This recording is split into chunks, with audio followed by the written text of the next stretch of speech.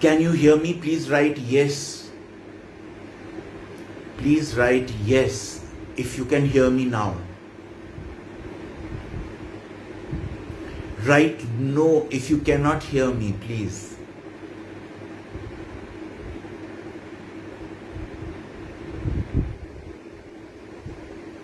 Can everyone hear me clearly? Okay. Then I'm beginning my lecture on postmodernism. Alright, don't send any more comments please now. Don't write anything because it will disturb the lecture. Okay, fine, thank you. Thank you for your yeses. No more, I don't need any more. Okay. So, postmodernism can be seen as something that continues after modernism, or it can be seen as something that continues along with modernism, because modernism is yet not over. Alright? So, remember that you can either say that modernism is still continuing to some extent, or you can say that now modernism is something of the past and we are living in the postmodern age, or something even after that. Alright? But there are some features that postmodernism and modernism share. These features are common to both modernism as well as postmodernism. So, what are these? Mockery is one. Alright? Mockery. Mockery means not taking anything seriously. Finding everything very ordinary. Even the most serious things like religion and love are slighted as if they have no value, or as if they have no seriousness in them. You know, if you look at a contemporary film, Western film, you will find that there are so many people who don't take their relationships seriously. There is so much extramarital, sex and other features that go on. And no one is really criticized for that, because the world has changed. Today we are not what we are. I wrote a short story called Contemporary Woman, in which I showed two sisters. One was not very contemporary, not very postmodern, and the other one was. Alright? So, someone who's contemporary or postmodern does not worry about being too traditional. They don't worry about conforming to social patterns that are expected from people. They become quite, abrasive. They don't think of conforming to tradition. This happened in the modern age also, and this is happening in the postmodern age also. So this is something which is common to both these times. The other thing is that there is a lack of faith in both the modern age as well as in the postmodern age. There is also the lack of a communal philosophy, a philosophy that holds people together. There is a lack of a communal philosophy. People are not held together by a we feeling. Religion does not hold people together as it did in the past. Alright? So, if you are too much into religion in contemporary times, then you are not postmodern in attitude. If someone says that I am a Hindu first and anything else afterwards, then you are not contemporary in the Western sense. you are not contemporary, because religion is no longer taken as seriously as it was taken. There is a poem by Philip Larkin's, Church Going, in which he shows that now churches should be considered like museums. They are no longer, places where people go for some kind of spiritual satisfaction and fulfillment, some kind of holy attitude, because the world has changed and the attitude towards religion has changed. So the postmodern world is a world where there is very little faith. But what is the difference between the modern age and the postmodern age? The postmodern age has accepted the fact that man is alone without the support of some divine force above. So he no longer cries about it. But the modernist always spoke of this. He spoke of it as if he was trying to mock everything serious, like Eliot mocked love itself in the love song of J. Alfred Prufrock, and Yeats mocked religion in poems like The Second Coming. So now no one mocks that very openly, because it is accepted. People know that yes, religion is something of the past. It has a historical value now. But in contemporary times, it doesn't have very much to offer. Of course, in India, we still have faith, and therefore, religion matters a lot for us. But I'm talking of the Western world, where religion seems to have lost meaning. Communities seem to have lost meaning. The we feeling is lost, and everyone is, an I who's alone, an island. No one is together. People don't work together in the way that they worked earlier in the West. Whatever I'm saying is about the West. In our country, we are fortunate that we still have faith, and therefore we are either fortunate or unfortunate. I don't know. Maybe we are unfortunate also, because if we did not have faith, we would probably take things like science and technology a little more seriously and go faster maybe. But basically, I'm talking about the West. Okay. So, let us come to try and give a picture of what the postmodern world is like. Alright? First of all, the postmodern world is a world of speed and pace. Speed and pace. We are going much faster today than we were in the modern world. Alright?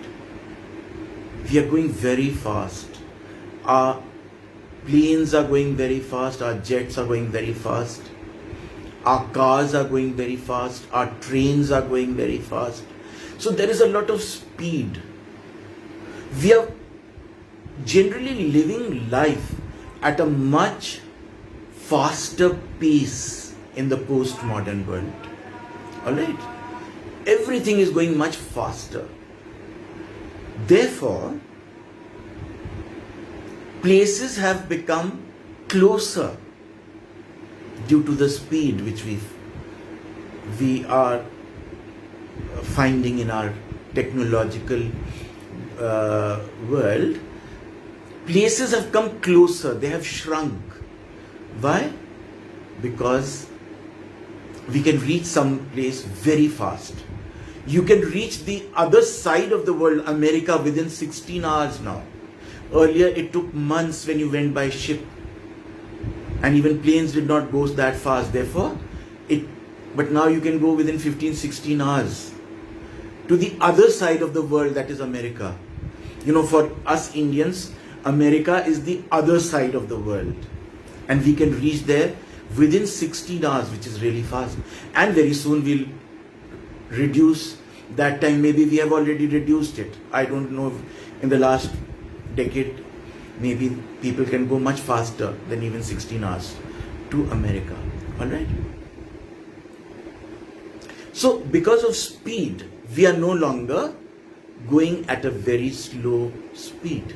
Before the modern age, before the motor cars became available, that is during the, suppose we think of the 18th and early 19th centuries, then the pace at which we lived life was much slower.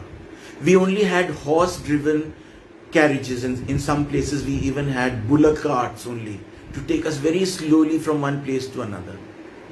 So that was one way of living life. But now we go so fast. We are traveling sometimes even faster than the speed of sound. Alright? And that is a wonderful thing. Okay, so because we are traveling so fast, therefore people have come closer to each other. Nations have come closer to each other.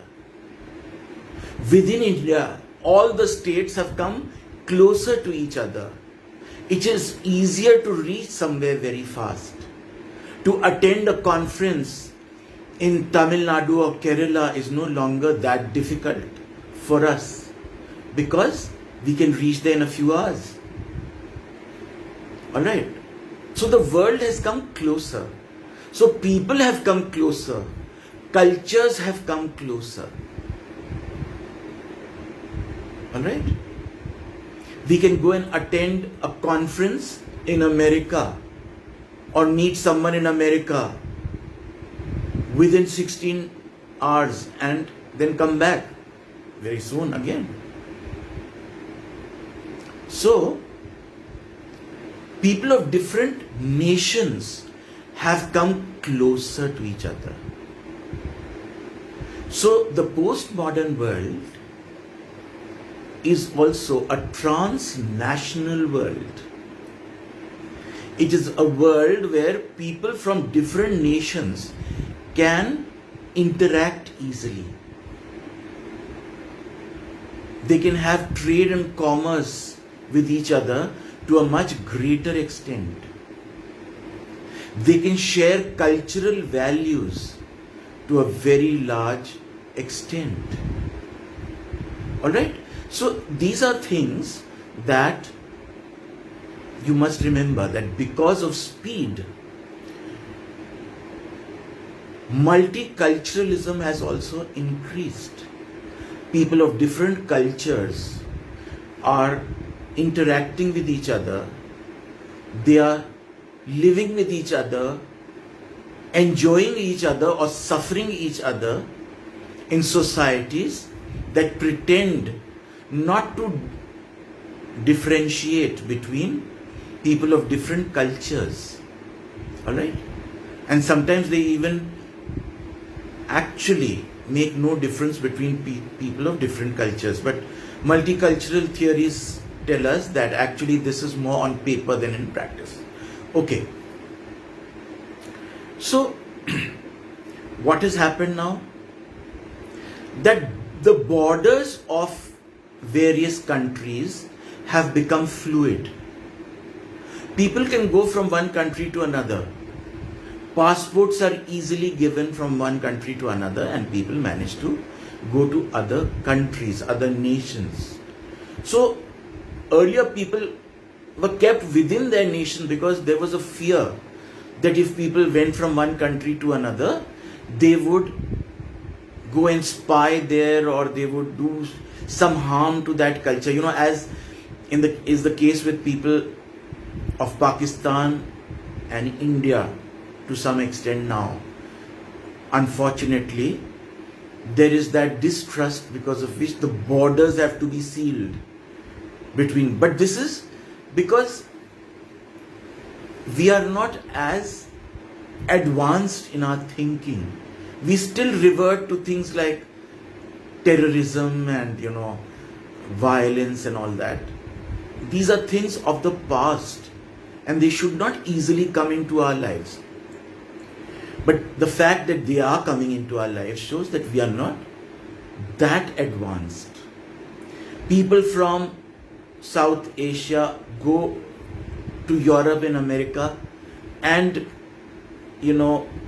they commit some kind of terror there also. Because they are not that advanced in their ways of thinking. If they were absolutely postmodern, they would not do that. Because to be postmodern is to be conscious of the other. The self and the other are balanced. Remember, all the contemporary theories which you will read or you have already read to some extent are a part of postmodernism. They affect the postmodern individual. Feminism, post-colonialism, Marxism, all these and so many other isms, they are all acceptable because people from all over the world are being accepted because people can reach and communicate. One of the most important things about the postmodern world is the mobile phone, because of which we are always connected. The term always connected is very important. We are always, the moment we want to tell someone something, we can tell them whether they are in our country or in another country. So you see, you can message or you can talk to someone so fast in the postmodern world. This was not possible in the modern world. But in the postmodern world, there is speed and there is connectivity. You are so well connected. In the modern, before the postmodern world began, there was already the television. The television was already there. And it had begun in the Western world and people were learning a lot. They were getting all their information and there was a lot of interaction between people because of the various programs that came on television. But in the current time, the television is very important. It has acquired much more importance because of the number of channels that are available, which makes the world a global village. Now, see, this term, global village, is very important for postmodernism.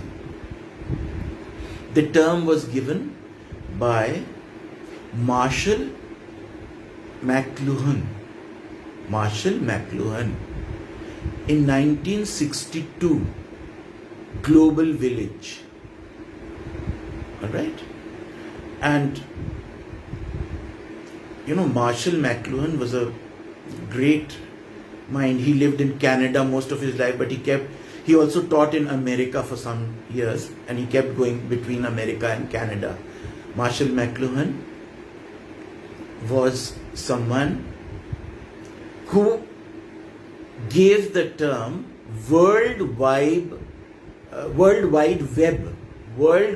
Web 30 years before the actual World Wide Web came into existence. He could foresee that this was happening. This was going to happen because we were going to become a global village. Alright. So, global village means that people from every world, every culture, every society can interact with people of every other culture, world, and nation and society. We are a global village. Alright? So remember the name of Marshall Mcluhan. Then In 1982, we have this other term called globalization. In 1962, it was the global village. But in 1983, not 82, sorry, in 83, we have the term globalization. And this term comes from a Harvard professor whose name is Theodore Levitt, Levitt, Theodore Levitt. He talked about globalization in the sense of the markets of the world, how all the markets of the world were interconnected. Alright? He talked about how the world changed because of the connectivity in the markets of the world. So, these are some important things to remember. And because of this interconnectedness of the world, people began to have more choices. Someone could sit in India and do a job in America or Europe or China or anywhere else, Australia or Canada, because it was possible to do that. You know, there is someone in India, an Indian, who is the chairman of Twitter India. Now, Twitter is basically an American organization. But someone in India is the chairman of Twitter India. And therefore, this gentleman is working as if he were in America. Now, this is possible in the postmodern world. Today, I'm only giving you some basic features of the postmodern world. I'm not getting into the theory so much today. That will happen in my next lecture. Alright? I'm just telling you what the postmodern world is. You must know what it is, first of all. So, you have so many more choices. Alright? Now, I would like to tell you that there is a philosopher called Lyotard, Lyotard.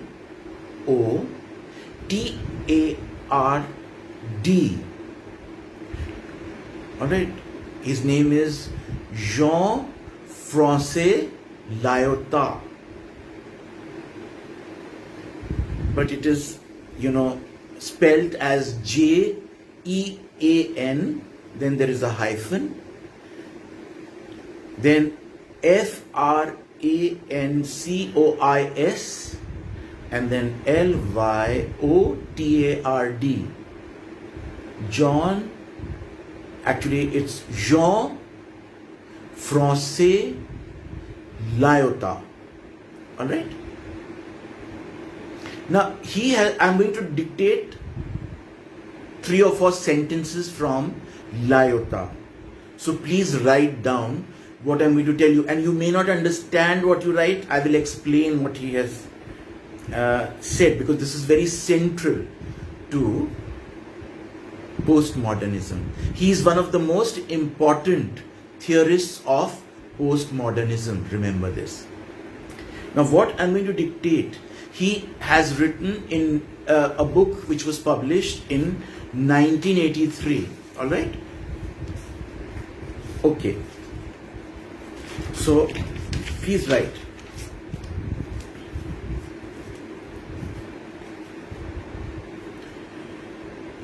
According to Lyotard, we now live in a world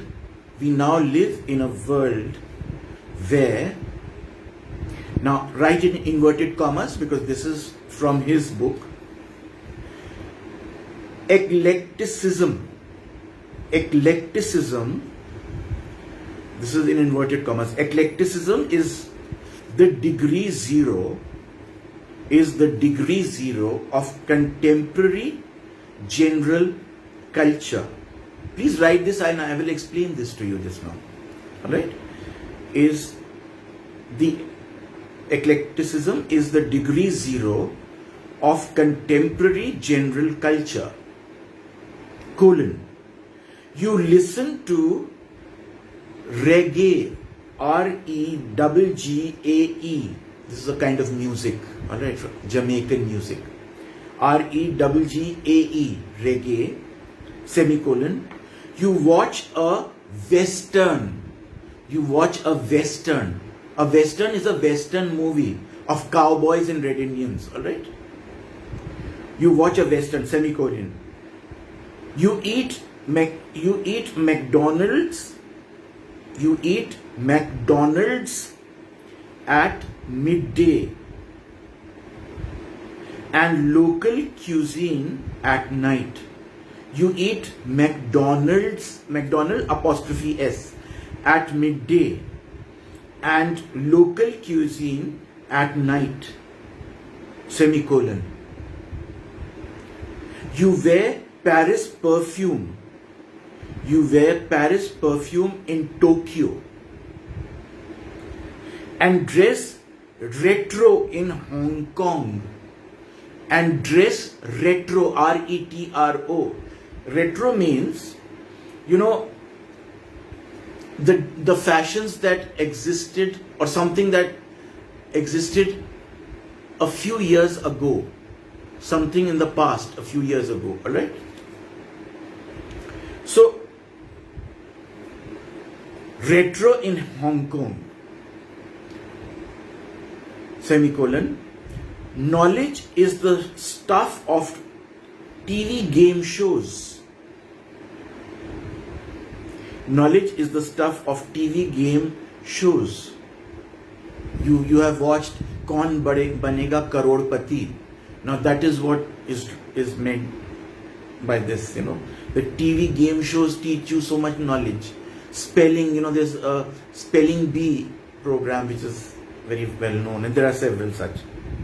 So, full stop, then put 3 dots and then write together, comma, artist, comma, gallery owner, comma, critic, comma, and public indulge one another in the, I'm repeating, together, comma, artist, comma, gallery owner, comma, critic, comma, and public indulge one another in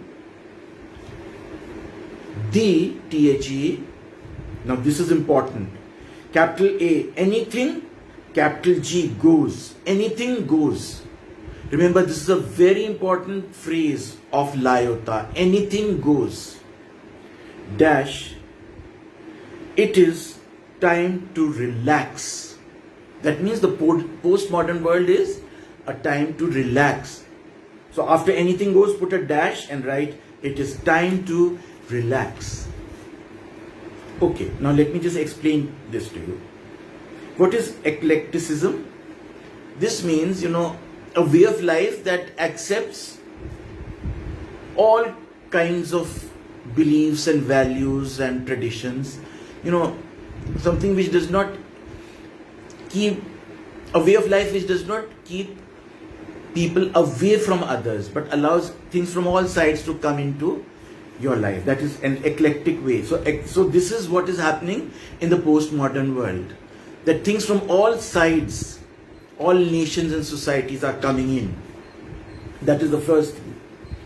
Then you can eat, you know, something that has originated in America. You know, McDonald's is a very famous eating joint, and you can get that in any big city, almost anywhere in the world now. So you can eat exactly what is eaten by Americans sitting in your own country. So one meal you can have American and the other you can have of your own choice in your own house. So there is that choice now for you. Okay? You can use a perfume which is made in Paris while you are living in Tokyo, and you can dress you know, in Hong Kong, according to a fashion that was an earlier fashion of the West. Alright? So you can get a lot of knowledge from the television shows, and the artist and the gallery owner and the critic and the public indulge one another. That means they are able to interact with one another to a very great extent. They keep interacting with each other. And anything goes. That is important. This is a very important phrase. That anything goes in the postmodern world. You know, in the modernist world, nationality was very important. Nationalism was very important. Everyone, because of the world wars, was conscious that he's either British or Russian or American or German. Everyone was very conscious, or Japanese. They were all very conscious. But now, that consciousness which made them separate from each other, which gave them identities according to nationality, are now giving them a different kind of identity. And their identities are much more multicultural and multinational and developed because of the multimedia. Because of these forces, people's identities are no longer that pure as they were. Because no one is a pure Hindu now or a pure Muslim, because everyone is now being affected by everyone else. People are now, learning each other's habits and changing. Okay, they are becoming very different to what they must have been. So, the purity of culture is changing, and we are becoming more hybrid. Alright? And this is what makes us very different to the people who lived in the modern age. They tried to remain restricted to their own nationalities. But today people are, inviting foreign cultures with open arms. Okay, now what I'm going to tell you is very important. So please make a note of what I'm going to tell you. Postmodernism has an intrinsic duality. It has an intrinsic or inbuilt duality. In fact, it has a plurality. More than a duality, it has a plurality. It has a plurality on one side and it has a duality on another side. I'll tell you this. What is the meaning of plurality? It allows so many cultures to come in. It does not, stick to any one culture. That is the first thing. Just 1 minute.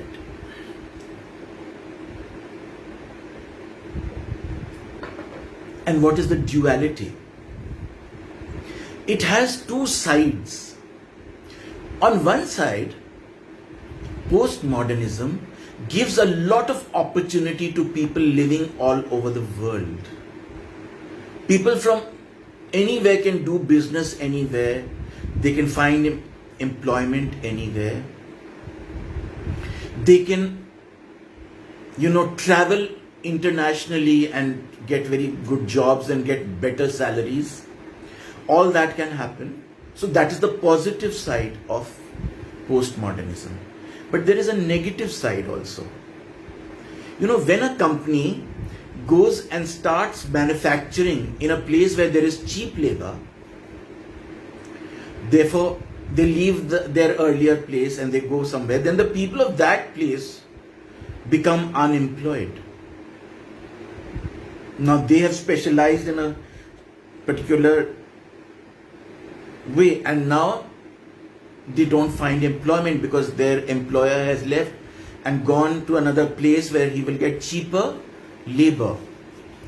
So because of this movement from one country to another, from one state to another, there is a lot of, it is possible for the businessmen to earn much more money by spending much lesser capital. But on the other hand, there is a lot of suffering involved. So this is the duality. You know, when plastic goods are manufactured in India, then people who did, who made utensils with metals and with, those earthen metals, like ghadas and things, surahis, those earthen vessels, they become less employed. They start earning much less because smarter utensils are available at very reasonable costs. Alright, people can easily go from one place and take all the raw material from one place to another with the help of trucks and good trains and all that, and therefore trade improves. But when it improves, it also leaves a lot of poor people who have nothing to keep them alive, so they perish because of the lack of employment. So there is this, on the one hand, there is a plurality of postmodernism which brings people from various places together, alright? Because places have shrunk in size. They have also shrunk in time. Everywhere can be reached faster. So space and time have shrunk in the post-modern world. But a lot of suffering has also come. A lot of the rich are growing richer and the poor can grow poorer because of what is post-modern. Alright? Because of multiculturalism also there is a lot of suffering. People go from countries like India to countries like America and countries in Europe, and they think that they will get very large salaries compared to what they would get here.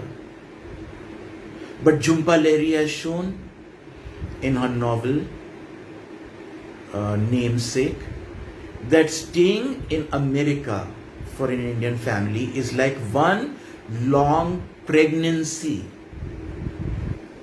It is like going through a very long pregnancy which never comes to an end, because you have gone there, but the people of that country never accept you entirely as if you are them. You are you and they are they, and never will they become one. Alright? So there is a lot of suffering, there is a lot of alienation. You go with hope, but you remain there in despair. And a lot of unhappiness results, and ultimately you wonder, because you have lost the rootedness of your own country, the culture of your own country. You have lost the joy that your own country gives you, and you have gone into a foreign land where you feel uprooted and unwanted also, because you have occupied a good job somewhere. You have displaced an American, suppose you've gone to America, you have displaced an American, so they won't like you for that. If you have displaced a Frenchman, then France will not be so happy with you, even though because you are qualified they will employ you, but someone will be unhappy because of you. Therefore you will always not be them, you will not be a part of them. You will be outsiders. You will be alienated. If you read Othello by Shakespeare, you will know that what he felt as an outsider. Alright? So please wait for your next lecture, in which I will tell you more about the postmodern world. Alright? Thank you.